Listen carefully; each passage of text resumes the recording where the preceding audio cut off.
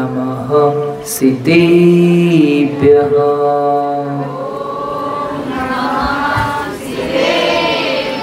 ॐ नमः सिद्धेभ्यः।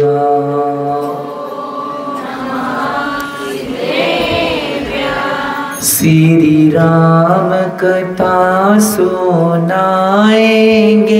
हम, सुनना बालक की तरह तुम। श्री शांति विद्या सन्मति के नंदन, भूल अगर हो जाए तो इस बालक को क्षमाही कर देना, देना तुम ही तुम।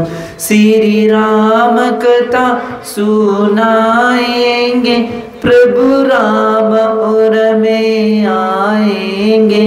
जय श्री राम, जय श्री राम, जय श्री राम ही कहना है। दो भाइयों ने खुर्ची त्यागी, तभी रामायण है घटी। जय श्री राम, जय श्री राम, जय श्री राम ही कहना है। अपने घर में महाभारत नहीं, रामायण की करो तैयारी। जय श्री राम, जय श्री राम, जय श्री राम ही कहना है।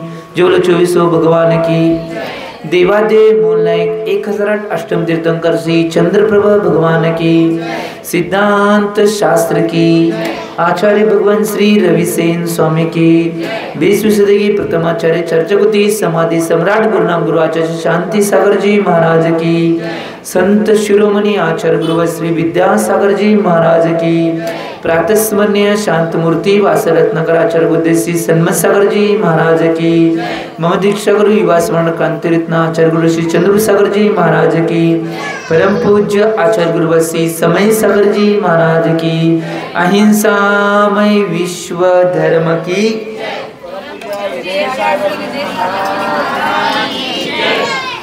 भव्य जी हो, आचार्य भगवान रविसेन स्वामीजी कृत पद्म पुराणची वाचना चालू आहे, श्रीराम कथा। काल आपला विषय आचार्य भगवंतांनी आपलं कथानक तिथपर्यंत नेले होतं की ज्यावेळी श्रीराम आणि श्री लक्ष्मण सगळ्या राजांचे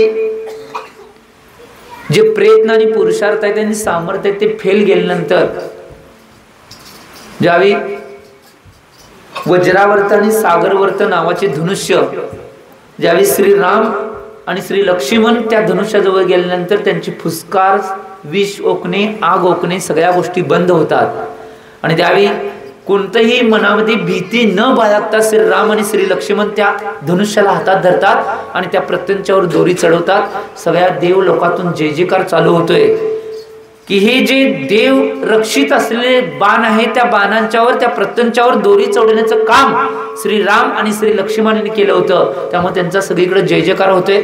आता सीताच्या लक्षात आले की मी जर कुणाच्या गळ्यामध्ये वर माळा घालणार असेल तर ती फक्त श्री रामचंद्रांच्या गळ्यामध्ये मी वर माळा घालणार आहे। परंतु त्याच्या आधीची एक घटना होती। कथानक आचार्य भगवंत अशा बाजूने नेतात की बऱ्याच वेळा कथानक काय चालू आहे आणि कुठली गोष्ट घडते हेच आपल्याला कळत नाही। त्यावेळी ही जी सगळी क्रिया चालू आहे, ही सगळी क्रिया चालू असताना तिथं असणारे सगळे विद्याधर, सगळे मोठमोठे राजा आहेत ते आश्चर्यचकित होतात की या दोन भावांनी आणि त्यांच्याबरोबर आलेला भरत, तिसरा भाऊ बी आलता, या सगळ्या भावांनी मिळून एवढा मोठा पुरुषार्थ करून त्या दोन जे धनुष्य होते, जे देव रक्षित होते, त्या दोन्ही धनुष्यांना आपलं केलेलं आहे आणि त्या प्रत्यंच्यावर दोरी चढवण्याचा पुरुषार्थ त्यांनी केलेला आहे। म्हणून बरेच तिथले जे विद्याधर होते ते विद्याधर खुश होऊन, बऱ्याच विद्याधरांची भावना होती की माझ्या बऱ्याच कन्या आहेत ते लक्ष्मणाला द्यावा। असे 17 विद्याधर आपल्या कन्याकडे लक्ष्मणाला देऊन टाकतात, द्यायची घोषणा तिथं करतात। आणि तिथंच जे राजांच्या राजामधील जनक राजा होता, त्याचा भाऊ जो कनक राजा होता, त्याची कन्या जी होती लोकसुंदरी, त्याची बी भावना होते की माझ्या कन्येचा विवाह मी जो श्रीराम आणि लक्ष्मणांचा भाऊ आहे भरत याच्याशी करण्याचं मी घोषणा करतो म्हणतो. आता श्रीरामाचं तर फिक्स झालेच.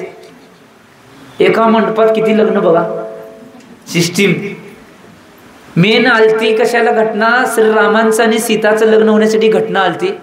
आणि त्यामध्ये एक श्रीरामांना एक पत्नी मिळते, लक्ष्मणाला 17 पत्न्या मिळतात आणि भरताला एक.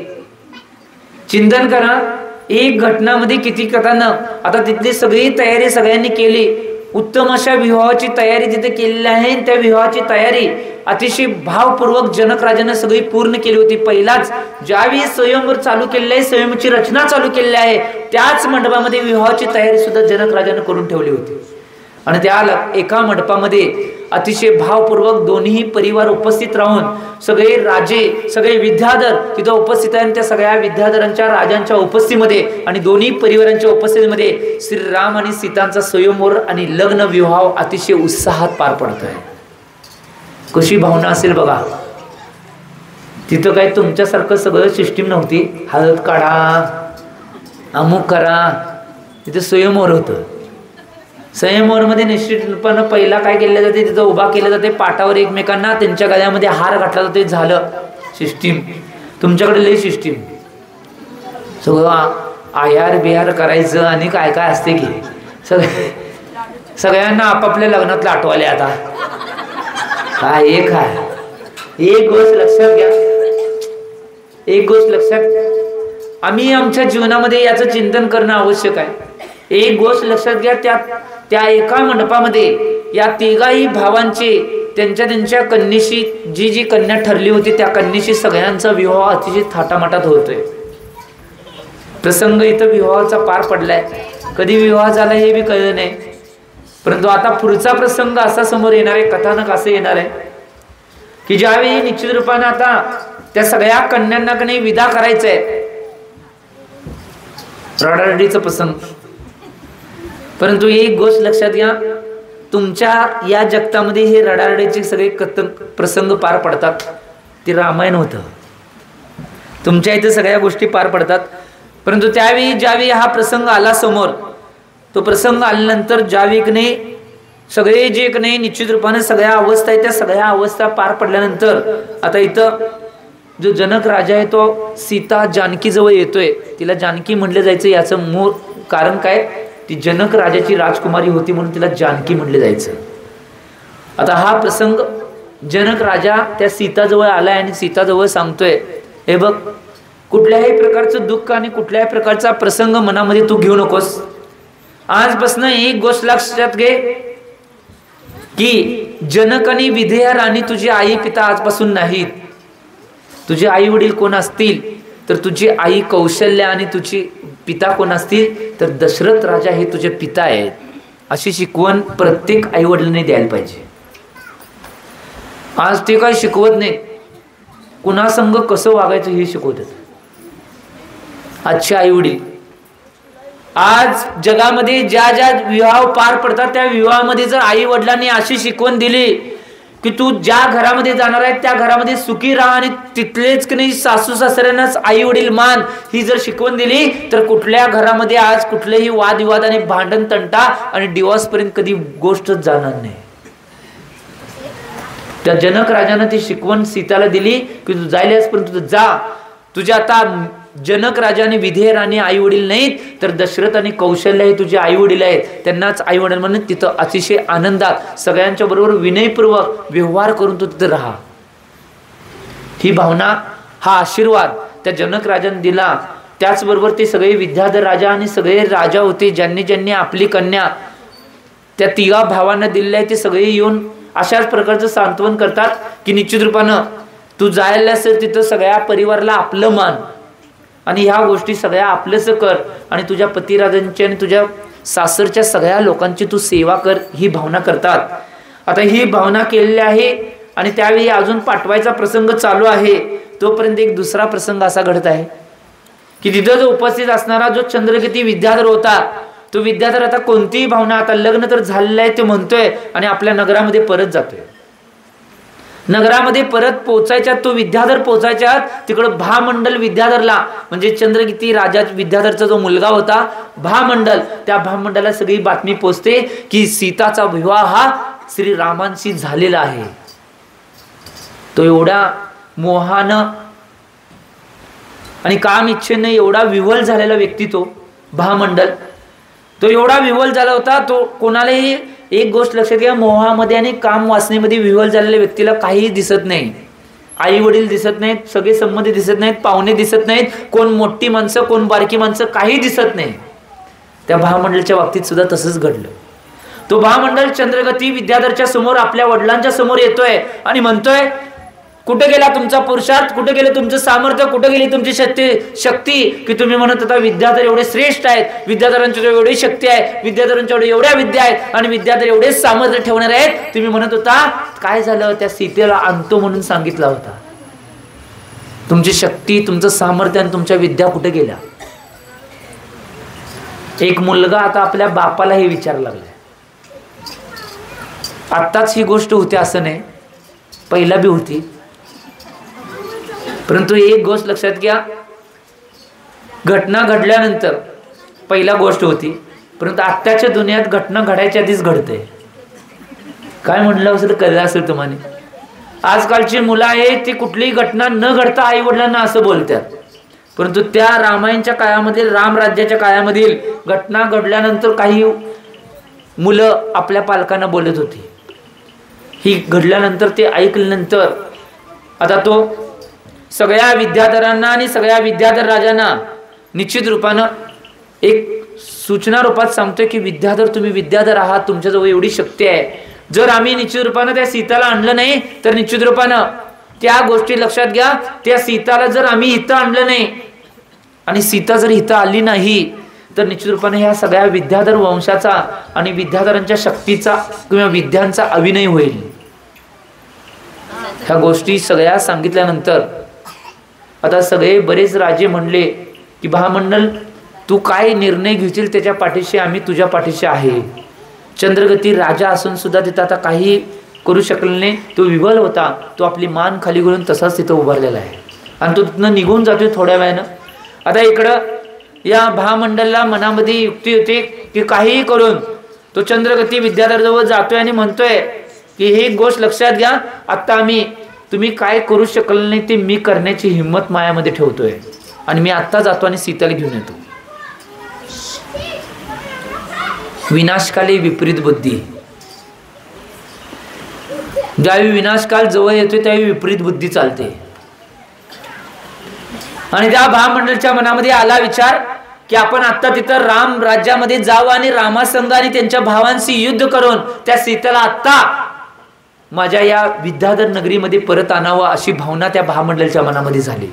तो अहंकारामध्ये एवढा पूर्ण डुबून गेला होता, त्याच्याच बरोबर तो मोहामध्ये एवढा डुबून गेला होता आणि काम इच्छामध्ये एवढा डुबून गेला होता, त्याला जगातलं काही दिसत नव्हतं. पुढं काय आहे, कोण माणसं आहेत, काय होईल याचा कोणताही विचार न करता सगळ्या राजांना तो घेऊन आता त्या नगराकडे जाण्यासाठी ससज्ज झाला. सगळ्या राजांना तो आदेश देतोय, सगळ्या विद्याधरांना आदेश देतोय की निश्चित रूपाने आपल्या शस्त्रासहित, आपल्या विद्यासहित तुम्ही तयार राहा, आपण आत्ताच्या आत्ता सीतेला आणायला जायचं आहे. मी परवा सुद्धा म्हणले, काल सुद्धा म्हणले, ठरवा सुद्धा म्हणले, कर्मगती न्यारी, बुद्धी काय करेल बिचारी. ज्यावेळी कर्माची गती न्यारी असते त्यावेळी बुद्धी चालत नाही आणि या भामंडलच्या बाबतीत तसंच व्हायला. त्यावेळी तो भामंडल आपल्या सगळ्या विद्याधर राजांना आणि सगळ्या राजांना, सामंतांना घेऊन तो आपल्या सेनेसहित ज्यावेळी कुठल्या नगरामध्ये अजून जायचं आहे, थांबा तोवर इकडाचा प्रसंग आता जाऊया. तोपर्यंत इकडं प्रसंग असालेला आहे की दशरथ राजा आणि त्यांचा परिवार सगळा हा अयोध्या नगरीमध्ये रामाचं आणि सीतेचं स्वागत करण्यासाठी पूर्ण नगरी त्यांनी सज्ज बनवलेली आहे. कारण की आमचा राजा, जो राजा आहे दशरथ राजा, त्याचा पुत्र जो आहे राजकुमार श्रीराम, राजकुमार लक्ष्मण आणि राजकुमार भरत यांनी निश्चितपणे स्वयंवरामध्ये स्वयंवर जिंकून 3 प्रत्येकाने आपापल्या राण्यांना घेऊन आपल्या नगरामध्ये प्रवेश करल्यामध्ये सगळी नगरी सगळे तोरणदार सजवलेले, सगळे रस्ते रस्ते रांगोळीने काढलेले, सगळ्या घराच्या तिथं नाही निश्चित रूपानं सगळी सजावट केली होती, डेकोरेशन सगळं तयार होतं. कारण की आपला राजकुमार निश्चित रूपानं लग्न होऊन स्वयंवरामध्ये जिंकून आपल्या नगरामध्ये परत यायला म्हणून सगळी स्वागताची तयारी केली. परंतु एक गोष्ट लक्षात घ्या, एका छोट्याशा व्यक्तीनं त्या नगरामधील अयोध्यामधील एका नगरातील एका व्यक्तीला विचारलं की एवढी सगळी तयारी केल्या की निश्चित रूपाने ते कायसाठी आहे. त्यावेळी ते सगळेजण म्हणतात एवढी सगळी तयारी आहे ती निश्चित रूपानं फक्त आमच्या राजकुमाराच्या स्वागतासाठी नाही, तर आम्हाने आमच्या राजाची राजकुमारी कशी दिसते हे बघायचं आहे, म्हणून सीताचं रूप कसं आहे हे सगळ्या नगराला बघायचं. आज निश्चित रूपानं आजच्या कलियुगामध्ये सगळ्या अवस्था तुम्हाला माहिती आहेत. आज कुणाचं रूप बघतात, काय बघतात ही गोष्टी विसरूनच जावा. आम्ही या गोष्टीचं चिंतन करायचं आहे. आज ज्या घटना घडतात, ज्या गोष्टी घडतात त्याच्या सगळ्या विपरीत गोष्टी आहेत. फक्त आम्ही या रामकथेच्या माध्यमातून, श्रीराम कथेच्या माध्यमातून बोध घ्यायचा आहे की आमच्या जीवनाला आम्ही कसं परिवर्तित करणं आवश्यक आहे. एवढं आगमनाची तयारी झाली, आता आगमनासाठी सगळे सज्ज आहेत. रथामध्ये बसून सगळे जे जोडपे आहेत, एका रथामध्ये पहिल्याच रथामध्ये बसलेले आहेत ती श्रीराम आणि सीता मैयाची जोडी. किती सुंदर असेल बघा नजारा तो, की त्या रथामध्ये निश्चितपणे सजवलेल्या रथामध्ये श्रीराम आणि सीता मैया एका ठिकाणी बसलेले आहेत रथामध्ये. दुसऱ्या रथामध्ये श्री लक्ष्मण आणि त्याच्या 17 पत्नी त्या सगळ्या बसलेल्या आहेत. सगळ्यांच्या मध्ये श्री लक्ष्मण किती चांगला दिसत असेल नाही. अरे पोरं का हसायलेत बघा, 17 पत्नींच्या मध्ये बसलाय म्हणून हसायले ते. असं रामकथा, महाभारत, रामायण मध्ये यामध्ये असं लय काय काय दिसते, प्रसंग लय काय काय येणार पुढे अजून. या सगळ्या कथानक बघत असणार आणि शेवटच्या रथामध्ये भरत आणि त्या भरतची जी पत्नी होती लोकसुंदरी, कनक राजाची कन्या म्हणजे सीताची चुलत बहीण, म्हणजे सीताच्या काकाची मुलगी म्हणजे कनक, जो जनकचा भाऊ कनक होता त्याची मुलगी लोकसुंदरी ही भरतची पत्नी बनली होती. तो तिसऱ्या रथामध्ये होता. आणि हे तिन्ही रथ नगरामध्ये ज्यावेळी प्रवेश करल्यात त्यावेळी सगळी निश्चितपणे पुष्पवृष्टीच्या द्वारे आणि सगळ्या स्वागतांच्या द्वारे, सगळ्या वाद्यांच्या द्वारे निश्चितपणे त्या सगळ्यांचं स्वागत तिथं व्हायला लागले. आज आम्ही डॉल्बी लावतोय, जो पारंपरिक वाद्य असतात. नो डॉल्बी, नो धाबडदिंगा, ओनली लोकनृत्य आणि पारंपरिक नृत्यच. आम्ही चिंतन करणं आवश्यक आहे. या गोष्टीचं आम्ही चिंतन करणं आवश्यक आहे की या कुठल्याही गोष्टीला निश्चित रूपानं आम्ही जे काही रामकथेमध्ये सांगायला ते आमच्या जीवनात आम्ही उतरवण्याचा प्रयत्न करणं आवश्यक आहे. आज आमची परंपरा कुठल्या स्थितीला चालल्या आणि आम्ही कुठल्या परंपरेमध्ये आणि कुठल्या संस्कृतीमध्ये आहे याचा विचार आजच्या लोकांनी करणं आवश्यक आहे. एक गोष्ट लक्षात घ्या, ज्यावेळी त्यांचं स्वागत चालू होतं सगळेजण तिथं रस्त्याच्या कडेला सगळेजण येऊन त्या फुलांच्या द्वारे आणि त्या सगळ्या जोडप्यांचं स्वागत करत होते. आणि सगळेजण फक्त काय बघत होते, कोण रामाकडे, लक्ष्मणकडे आणि भरतकडे कोण बघत नव्हतं. त्यांच्या पत्नी किती सुंदर आहेत, राजकुमारी किती सुंदर आहेत, किंवा त्यांच्या पत्नी आता होणाऱ्या आमच्या राज्याची राजकुमारी होणारे ते किती सुंदर आहेत हे सगळे बघण्यासाठी उत्सुक होते. आणि सगळे बघत होते. तर एक एक आजी, एक एक आजोबा, एक एक बुजुर्ग लोक आणि एक एक तरुण लोक सुद्धा म्हणत होते किती सुंदर जोडी आहे. जशी निश्चित रूपानं आजपर्यंत जगामध्ये कुठलीही अशी सुंदर जोडी बघितली नाही तशी सुंदर जोडी सीता आणि लक्ष्मणची जोडी, बरोबर. रामाची जागा आहे काय, रामाची आणि सीताची ही जोडी दिसायला. त्यानंतर लक्ष्मणाची आणि 17 जोड्या, 17 जोड्या आहेत. एक जोडी 17 राण्या, जोडी एक 17 राण्या होत्या. आणि तिसरी जोडी आहे ती लोकसुंदरी आणि भरतची जोडी. ह्या सुंदर जोड्यांना बघत बघत सगळा प्रवेश चाललाय. आणि ज्यावेळी निश्चित रूपानं प्रवेश त्या नगरामध्ये राजमहालामध्ये झाला, सगळ्या दासी तिथं स्वागतासाठी उपस्थित आहेत. सगळे नोकर चाकर जे राज्यामध्ये राजमहालामध्ये काम करणारे सगळे दासी वगैरे आहेत ते सगळे स्वागतासाठी उपस्थित आहेत. त्यांचं स्वागत करतात आणि आतमध्ये नेतात. आणि ज्यावेळी आतमध्ये नेल्यानंतर आता त्यांची सगळी खातरदारी आणि सगळ्या गोष्टी अतिशय उत्कृष्टतेनं पार पडत आहेत. इकडं दुसरा प्रसंग येतो. आता इकडं महामंडल राजा आपल्या सगळ्या विद्याधरांच्या बरोबर, सगळ्या राजांच्या बरोबर या सीताला नेण्यासाठी परत येण्यासाठी येतोय. ज्यावेळी तो येतोय आपल्या सगळ्या लवाजम्यासहित सगळ्या सैनिकांच्या बरोबर आणि विद्याधर राजांच्या बरोबर ज्यावेळी तो अयोध्या नगरीमध्ये प्रवेश करतोय आणि ज्यावेळी विद्याधरांचं विमान त्या अयोध्या नगरीमध्ये प्रवेश करतोय आणि त्या विमानातून तो खाली उतरतोय. खाली उतरल्यानंतर ज्यावेळी त्या अयोध्या नगरीवर तो खाली उतरलाय, त्या नगरीवर खाली उतरल्यानंतर त्याला कुठली काय आठवण होते कुणास ठाऊक. प्रसंग कसा यायलाय बघा. आता त्याला कुठली आठवण होते कुणास ठाऊक. त्या नगरीला सगळं नगरीचं वैभव त्याने बघून निश्चित रूपाने नगरीचं वैभव बघल तसं नाही त्याला चक्कर यायला लागते आणि तो मूर्छित होऊन तिथंच पडतोय. प्रसंग कुणालाच काय कळण झालंय काय चालू आहे. परंतु एक गोष्ट लक्षात घ्या, ज्यावेळी तो महामंडल मूर्छित होऊन तिथं पडलेला आहे, तो मूर्छित अवस्थेत तिथंच पडलेला आहे. आता विद्याधरांना काय कळना की हा महामंडल मूर्छित का झालेला आहे. त्यावेळी ते सगळे विद्याधर निश्चित रूपानं त्या महामंडळाजवळ जातात की महामंडळाला काय झाले कुणास ठाऊक. महामंडळाला हलवतात. हलवल्यानंतर थोडं पाणी मारतात. पाणी मारल्यानंतर तो त्याला जाग येते आणि जाग झाल्यानंतर परत उठतोय. आणि उठल्यानंतर परत एक गोष्ट लक्षात घ्या, ज्यावेळी उठतोय आणि परत त्या सगळ्या नगरांना बघितल्यानंतर, ज्यावेळी नगराची अवस्था बघितल्यानंतर, कारण की जन्म घेतल्यापासून एकदा जन्म झाल्यावर देवानं अपहरण केलं होतं, त्यानंतर प्रथमच तो भूतलावर आला होता, त्यामुळे त्याची अवस्था अशी झाली. परत एकदा जातीस्मरण होते आणि तो निश्चित रूपाने तिथंच मूर्छित होऊन पडतोय. जातीस्मरण काय माहितीये? जातीस्मरण याचा अर्थ आहे मागच्या जन्मातील काही क्रिया किंवा मागच्या ह्याच्यातील किंवा जिथं तो पहिला गुजराण केलाय तिथल्या काही घटना आवडतात, त्याला जातीस्मरण म्हणतात.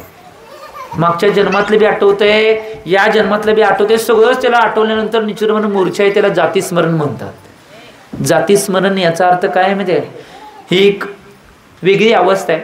जैन धर्मामध्ये जातीस्मरणाला स्वीकार केलेला आहे. जातीस्मरण म्हणजे काय? मागच्या जन्मातल्या घटना सुद्धा आठवतात. एक सत्य घडलेली घटना सांगताना मग कथानकला पुढे नेतो. इथं कर्नाटकमध्ये तुमच्या जवळ कर्नाटक राज्य आहे, त्या कर्नाटक राज्यामध्ये एक सत्य घडलेली घटना आहे. कुठलं गाव मला माहित नाही, की न्यूजपेपरमध्ये बऱ्याच वर्षापूर्वी ही सत्य घडलेली एक घटना आहे. जातीस्मरण काय अवस्था असते हे सांगतो. काय झालं म्हणजे कर्नाटकमध्ये एक लिंगायत पती पत्नी होते आणि त्यांच्या पोटाला एक मुलगा जन्माला आला आणि तो मुलगा जन्मला अतिशय त्यांच्या लिंगायत संस्कारामध्ये त्या मुलग्याला त्यांनी वाढवलं आणि तो मुलगा मोठा होत आला. कारण की लिंगायतमध्ये सुद्धा नाही कुठल्याही प्रकारचा मांसाहार बाकीच्या गोष्टी करत नाहीत, व्यसनाचार वगैरे करत नाहीत. ते निश्चितपणे शाकाहारी व्यसनाचार त्याग या गोष्टीने त्यांना वाढवलं जाते. त्या मुलग्याला सुद्धा तसं वाढवलं. मुलगा मोठा झाला आणि मुलगा फक्त कितवीला 7वी का 8वीला होता.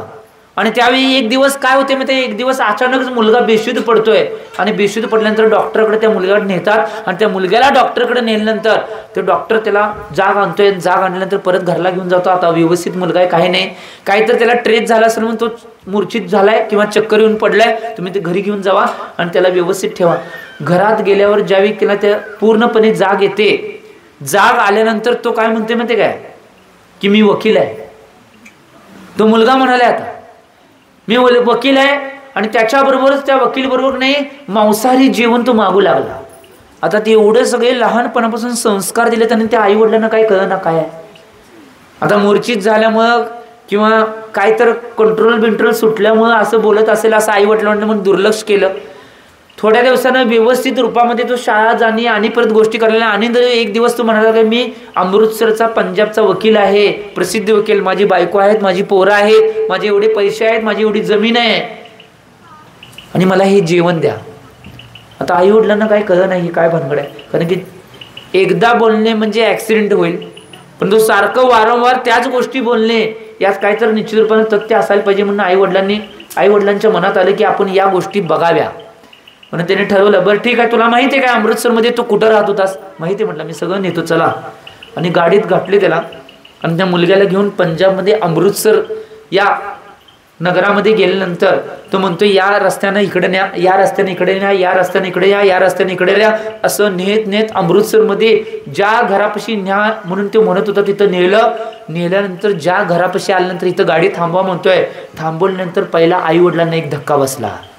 कारण की आजपर्यंत जेवढ्या वेळा नाही त्यानं ज्या वकिलांचं नाव घेतलं त्या वकिलाची पाठीच त्या घरावर होती. पहिला धक्का बसला तरी सुद्धा सावरले आई वडील. अजून काय तथ्य बघूया म्हणून त्या मुलग्याला उतरवले. मुलगा गाडीतून उतरून गेला. आई वडील गाडी लावून पाठीमानं चालल्यात. तोपर्यंत त्या गेट उघडून तो मुलगा आत गेला.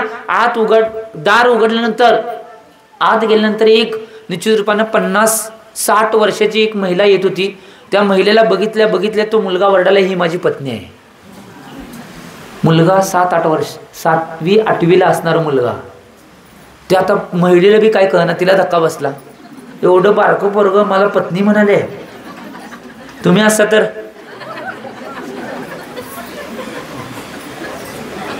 आता या अवस्थेला झालेलं आहे. जाती स्मरण काय आहे हे सांगालोय मी.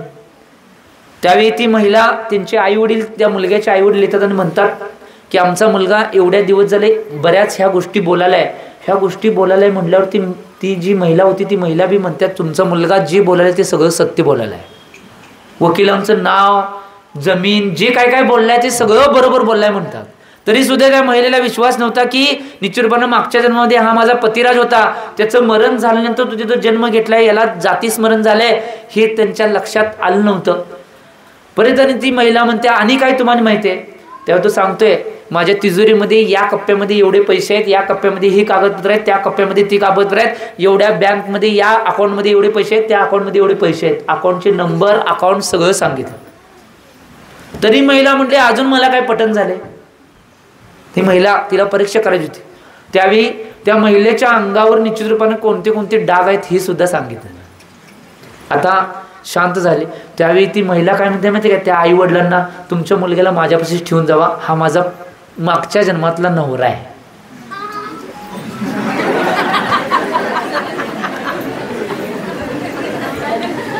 ठीक आहे, ते मुलांना वाटते मागच्या जन्मातला नवरा कसा असेल. जाती स्मरण, त्याला जाती स्मरण म्हणतात. हे जाती स्मरण हे मला सांगायचं होतं, परंतु आई वडिलांनी ठेवलं नाही. आई वडील घेऊन आले. ही मोठी पेपरमध्ये बातमी आली आणि ही सत्य घडलेली घटना, याला जाती स्मरण म्हणतात. मागच्या जन्मातल्या काही आठवणी आणि काही गोष्टी आपल्या हृदय पटलावर किंवा मनाच्या पटलावर रेखांकित होता, त्याला जाती स्मरण म्हणलेलं आहे आचार्यांनी. ज्यावेळी ते जाती स्मरणाच्या माध्यमातून तो मूर्छित झालाय भामंडल, आणि ते अवस्था आता तिथं होणार आहे. ज्यावेळी तो परत आणि जाती स्मरण होऊन तो मूर्छित झाला, आणि मूर्छित झाल्यानंतर आता सगळे विद्याधर मिळून त्याला उठवण्याचा आणि त्याच्या बाबतीत गोष्टी सांगण्याच्या, त्याला हलवण्याचा प्रयत्न करतात, पण तो अजून तो मूर्छित अवस्थेतच आहे. जाती स्मरण काय हे सांगण्यासाठी सांगितलं. त्यावेळी तो मूर्छित अवस्थेमध्ये तसाच आहे. आणि त्या मूर्छित अवस्थेमध्ये आता ज्यावेळी त्याला हलवलं गेलं आणि तो उठल्यानंतर अजून त्याला नाही कुठल्या गोष्टी काय आहेत ते बघितल्यानंतर अजून त्याला नाही पूर्ण जाग येणं आणि पूर्ण व्यवस्थित रूपामध्ये तो होईना. आता विद्याधरांना कळाना काय करायचं आहे, म्हणून विद्याधरांनी म्हणले जरा इथंच त्याला थांबवावं. म्हणून त्याला निश्चित रूपाने विद्याच्या साहित्यातून एक आसन तयार केलं आणि त्या आसनावर त्याला बसवल्यानंतर त्याची सेवा शुश्रूषा, कोण पाय घासाले, कोण डोकं घासाले, कोण छाती दाबाले, कुणाला काय कळना हो काय झालंय. त्यामुळे सगळी क्रिया करल्यात सगळीजण. फक्त एक इच्छा आहे की ह्याला जर काय झालं तर चंद्रगिती राजा, विद्याधर राजा काय आपल्याला करेल म्हणून नाही सगळीजण त्याची सेवा करल्या. आणि तो आता पूर्ण शुद्धीवर येण्याच्या मार्गात असताना आता घटना अनेकदा तो मूर्छित तसाच पडतोय. पडल्यानंतर परत राजे त्याला मूर्छित अवस्थेतून उठवण्याचा प्रयत्न करतात. आता उठवण्याच्या अवस्थेमध्ये सेवा करत तशी बसलेले आहेत. आणि त्या सेवा अवस्थेमध्ये निश्चित रूपानं इकडं एक विद्याधर म्हणतोय की निश्चित रूपानं आपण ही चंद्रगिती राजाला बातमी द्यावी की सारखं आपला भामंडल आहे तो मूर्छित व्हायला म्हणून बातमी द्यावा म्हणतात. तो एक विद्याधर तिथनं निघून जातोय आपल्या विद्याच्या साह्याने आणि चंद्रगिती राजाला सांगतोय की आपला जो राजकुमार आहे भामंडल तो सारखं मूर्छित व्हायला आहे. तुम्ही कुठल्या भूमीवर आहे तर अयोध्या भूमीवर आहे. हे म्हणल्यानंतर आता कोणतीही अवस्था न करता चंद्रगित्या राजा काही विचार करायच्या आधी पुढच्या सगळ्या घटना आता उद्याच्या भागामध्ये होणार.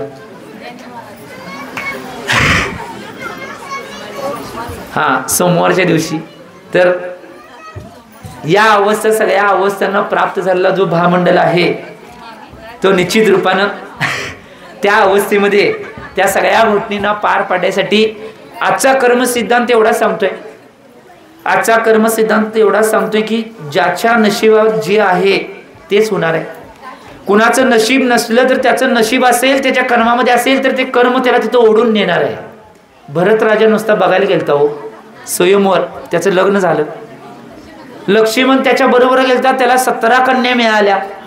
त्यामुळे ज्याच्या जीवनामध्ये जे प्रसंग जशा ज्या काळाला ज्या वेळेला होणार नाही, ज्याचं कर्म जसं असणार आहे तसंच होणार आहे, हा आजचा कर्मसिद्धांत सांगतो, ही गोष्ट लक्षात घ्या. त्यामुळे या कर्मसिद्धांताला आपल्या जीवनात उतरून आपल्या जीवनाचं कल्याण करण्याचा प्रयत्न करा, एवढी भावना करतो. आणि आजच्या श्री राम कथेला मी विराम देतोय. जे बोला आचार्य भगवान श्री सन्मती सागरजी महाराज की. सुख के सब साथी दुख में न को, मेरे राम मेरे श्याम तेरा नाम एक साचा दूजा न को, मेरे राम मेरे श्याम. बराबर.